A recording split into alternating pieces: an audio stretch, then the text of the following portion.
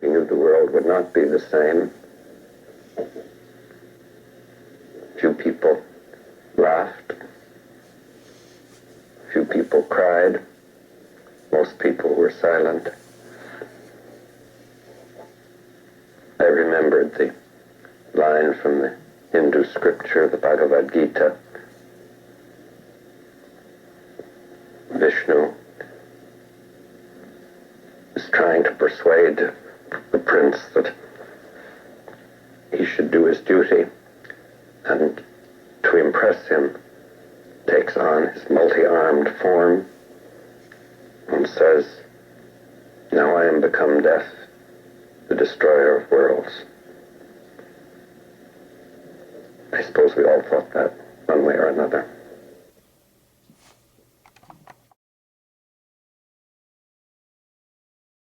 Hey, what's going on, YouTube? This is the first installment of my Supervillains Explored Masters of Evil marathon, where I take a look at several different supervillain characters from the Marvel Universe.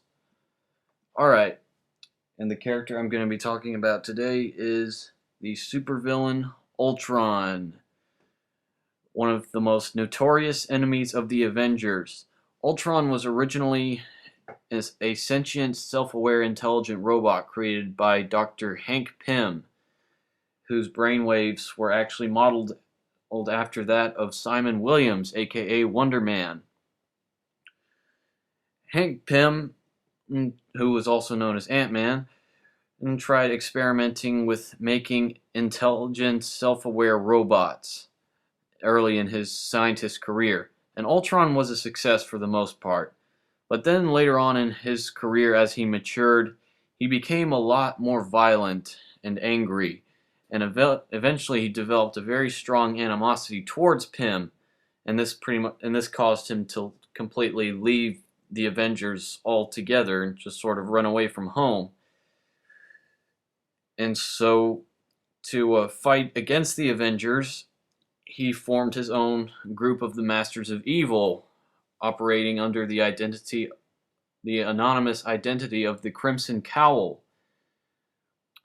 But later on, he would just establish himself as being Ultron, and then he would very regularly fight against the Avengers, and every time he's defeated by the Avengers, he would upgrade himself to make even more improvements to make himself even more powerful. Ultron is also very much responsible for creating a few really helpful supporting characters of the Avengers. One of which is the superhero character known as the Vision, whose personality and brainwaves were actually modeled after that of Jim Hammond, the original Human Torch. The Vision was originally a weapon used by Ultron to destroy the Avengers, but then he was reprogrammed and he was made into a superheroic good guy.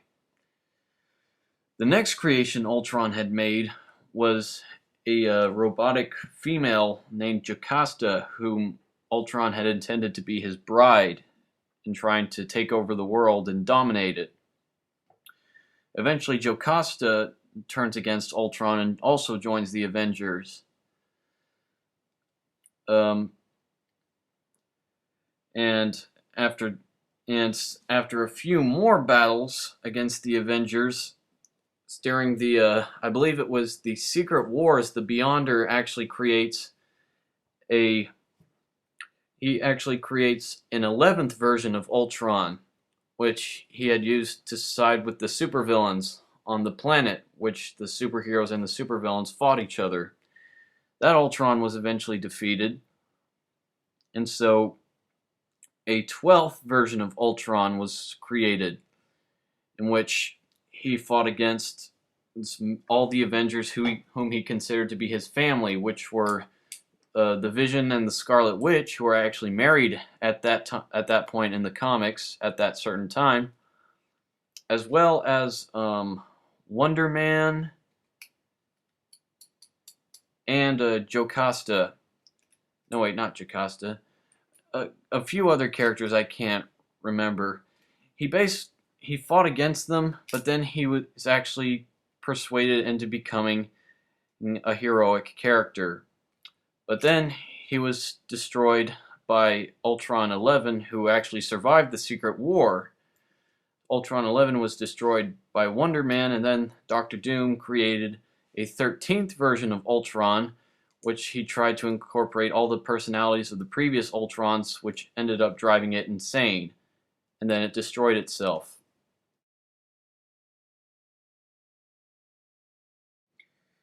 The the next version of Ultron, Ultron 14, turned out to be probably the most evil and sadistic incarnation of Ultron, because he was built purely out of adamantium, and because of this he built an entire army of Ultron androids that were also built out of adamantium. So, well, technically it was he created sort of an indestructible army of robots.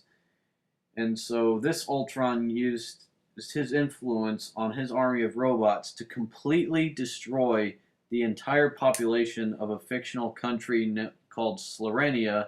And on top of that, he also kidnapped the other people who he considered to be his family, which were the Scarlet Witch, Henry, Dr. Pym, his wife, Janet the Wasp, the Vision, the Grim Reaper, and Wonder Man, who were brothers.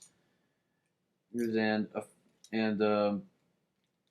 he basically he wanted to make them all into androids. This is completely stopped and halted, however, by the Avengers. But this Ultron's head is actually still left intact after the battle. So this Ultron's head is recovered by a cult of people called the Cult of Yinsen, who for some reason worship the mentor of Iron Man who helped him escape, which was Ho Yinsen. However, Ultron had a plan.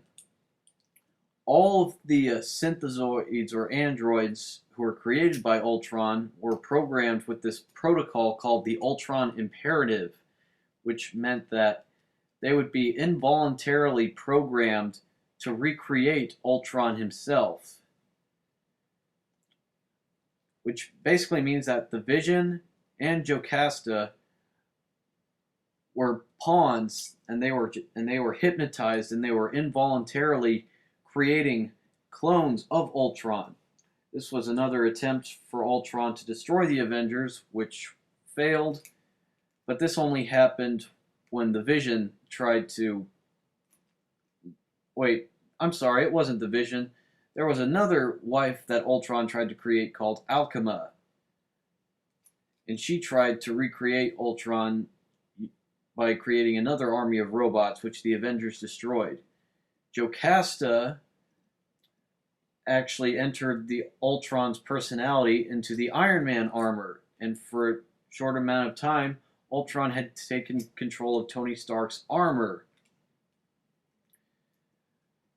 Luckily, though, for Stark, a bolt of lightning struck, and which somehow magically caused the armor to remember the personality of Ultron 12, which was the only good Ultron to ever be made. And that's really all I'm going to talk about, because as great of a villain Ultron is, he has a very complex sort of backstory in the comics. I mean, I'm serious. There's a female Ultron, and right now Ultron is actually the leader of a hostile, evil alien race called the Phalanx, who are currently at war with the alien race known as the Kree. But yeah, Ultron is the type of villain who is constantly persistent, who never stops, and he can never be destroyed. And if I were to compare Ultron to any other supervillain, I'd probably compare him to Brainiac from the DC universe, because he has that same unstoppable, just evil, malevolent, cold, unsympathetic edge to him, to his personality. He doesn't care about any living life. He wants everybody to simply be androids and robots so he can live in his own twisted paradise, I guess you could call it. So yeah, I figured this was a great character to start off this marathon with. Stay tuned for the next installment.